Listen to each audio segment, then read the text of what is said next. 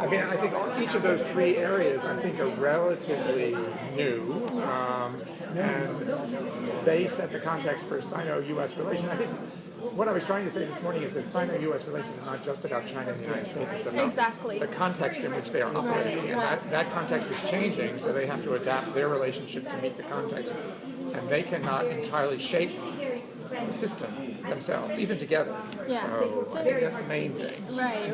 As it's changing, it's actually changing the global governance, like the structure of it. Right? That's right. Yeah, of global politics and the global economy, which affects global governance and the demand for global governance, and also affects the context in which the two countries are relating to one another. Right. Well, how do you see the relation of U.S. and China right now?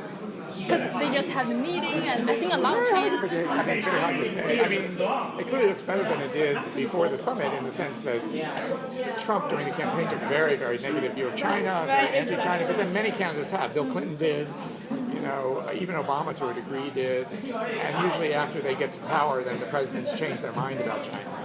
But I think that's just for the campaign, right? Eli's point is very good, very well taken, that it's very much dependent on two leaders right now, and the overall structure of the relationship is very fragile politically. It could be changed at any time, right? Yes. And I think his point, you should underscore his point about U.S. business is not positive about China anymore. And how is North Korea playing a role in this?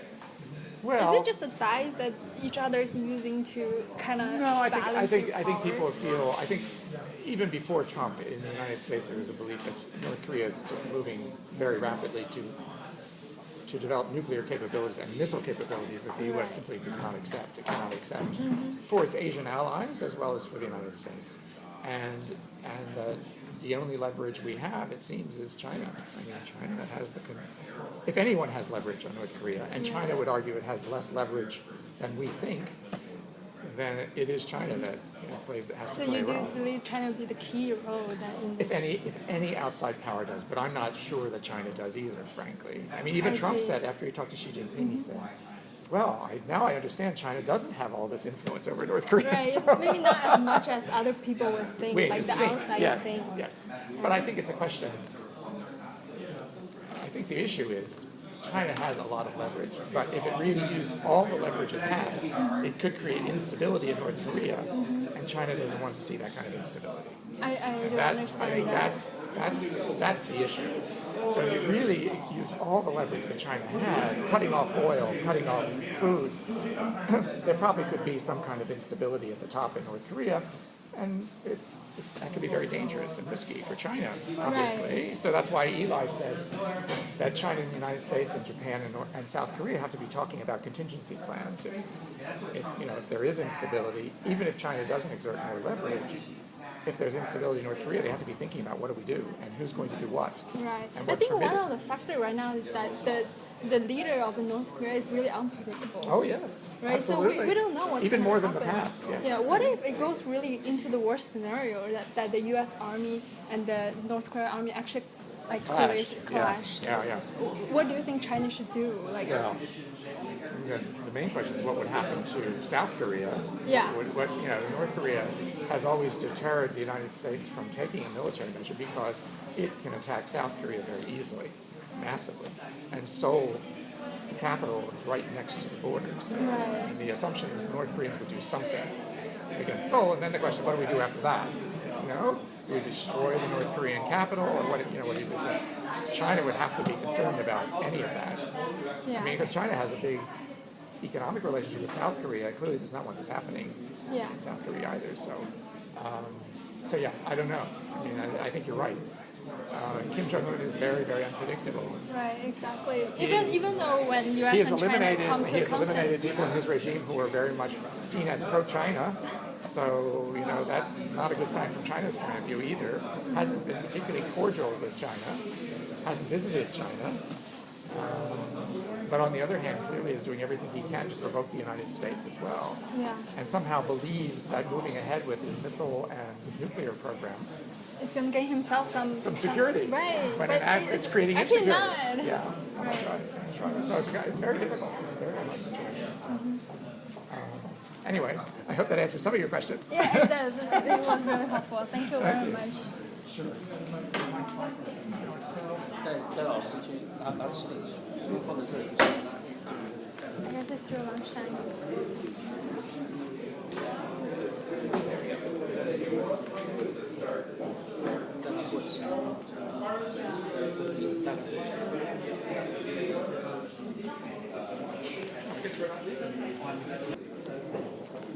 Excuse me. Sorry. No. May I say something? Yeah, sure. Sushi. Yeah. I thought it would be some Chinese style. Well, it said it was pork, but it's actually sushi, so I don't know when they said pork. Are you used to sushi? Oh yeah. Oh yeah, You like sushi? yeah. It doesn't look like typical sushi, but it's It's more like Korean style. It's called like tteokbokki something. I was actually in US for a couple of years for my undergrad. Oh, where were you? Michigan. University of Michigan? Ann Arbor. Oh, that's a good place. Very good university. Did you We're enjoy it? celebrating our 200 years anniversary this year. And we're like looking forward to see who will be the guest speaker. Okay. So did you do your undergraduate degree there? Yeah, I did. I just graduated last year. Great. Very good. That's a great place. Our, Campus is awesome. it's a very, very, very good university. So we were lucky to go there. So are you doing graduate work here? Yeah, Okay. So you're doing a master's degree? a master's degree. Right. Actually, so we know like China is really like trying to push the One Belt One Road initiative, and I was thinking that if it's gonna really change the regional governance in Asia and Europe, this area, because you were talking about how China might do something that just like eliminate US out and try to like play a leading role in this part. Do you think that would be related, or you think like US will kind of try to play a role in its own way? Well, the U.S. position on climate is we don't know if they will pull out of the Paris Agreement, but it's very hostile to climate change and climate mitigation. So that leaves a big opening for China.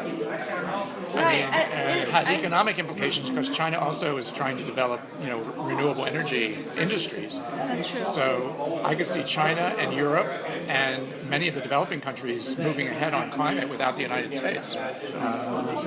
So you're saying that the area that the U.S. is stepping out, China got a chance to step in and actually play a major role in that. If it wants to.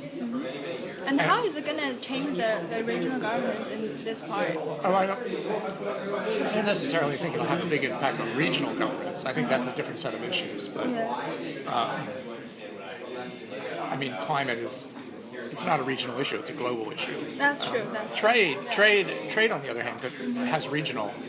So I can imagine China moving to, completing RCEP, and then after RCEP, trying to do a free trade area of the Asia Pacific, which they've always been interested in, as a substitute for TPP. And since the U.S. has rejected TPP, then China could move ahead with a larger trade agreement.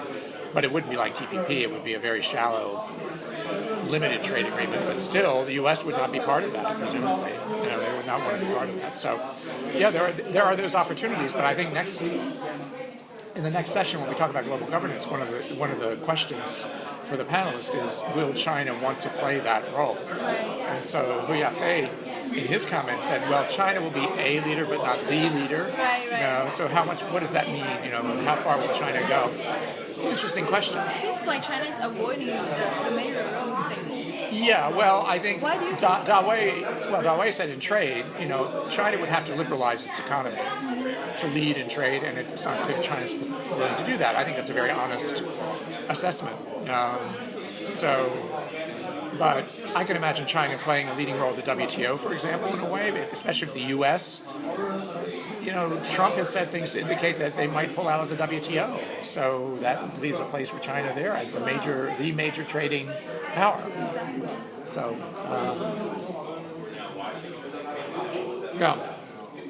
So there are opportunities. I just know if China wants to take them. And China is going to take it now.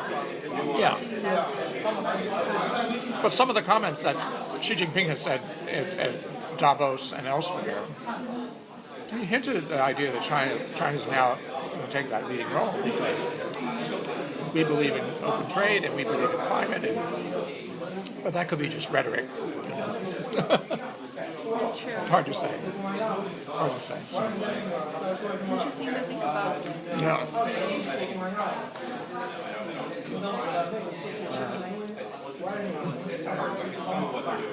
It's an interesting time, and then we have we have all these other things. We haven't talked about Europe. Europe would be the obvious partner with China on climate and maybe even on trade, possibly. But who knows where Europe is going to be after the French elections? People are thinking that it's another Trump rising in French China. Well, she's worse than Trump. Is she? No, much worse than Trump. Yeah. Her family had a history, so that's why people really. Yeah.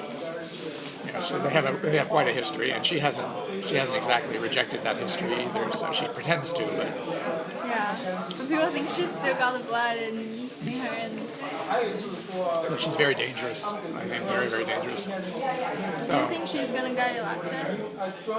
People are apparently rejecting the reality that she's leading and Well, the same as last year. they're thinking she'll maybe come in first in the first round, but then lose in the second round.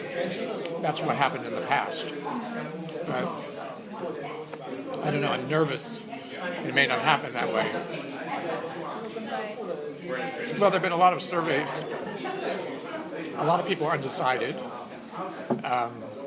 And the support for the centrist candidate, Macron, is thin. It's not very, it's not very passionate. And it's not clear he will come in second or first.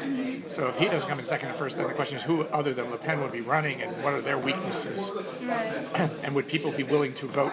In the past, the Front National was unacceptable for many people. Therefore, whoever the opposition was, left or right, they would vote for them. It's called useful. A useful vote. Even if they didn't believe it, they would do anything to keep the Front National out of power. Right. It's not clear this time that they will do that. I heard a lot of people are giving up on the vote. About what? Giving up on the voting. Yeah, abstaining. That's right. That is dangerous, right? Because the one That's very dangerous. Yeah. Le Pen would be like really, really passionate Yeah, that's about right. voting. That's right. No, that's the concern, that people would just say, my candidate didn't win in the runoff, I'm just going to sit it out, I'm not going to vote. So the people who are voting for the far left candidate, Mélenchon, I could imagine a lot of them would just say, not voting. I'm not going to vote for Macron. Even some of the socialists who are voting for Hamon might say that. So yeah, it's very risky. And we won't know on Sunday because it certainly won't be settled on Sunday. It'll be settled in the runoff. Next month, right? Yeah. The 7th or 3rd? Yeah, so. And this seems like a changing time for people around the world. Yeah. Well, now we have an election in Britain too, and that was a big surprise. Yeah. But apparently, She will win. apparently she's trying to push the Brexit process, right? Yeah. In order to let it move more smoothly. I mean, I would love for her to lose. That would be a big surprise. That'd be a drama. Yeah, that would be a real drama. Too much drama in Europe right now. But the opposition in Britain is so weak. Especially the Labour Party is so weak right now that I don't see any way that she will lose. She's leading by a lot right now. Yeah. No, it could be a huge majority. It could be a very, very big majority. Seems like the whole world is kind of going backwards with the globalization thing. Well, yes and no. I mean, she claims she's not like Marine Le Pen because Theresa May claims to be in favor of free trade. She just doesn't like the European Union. It's kind of a strange combination, but But probably EU has its own problem that they need to deal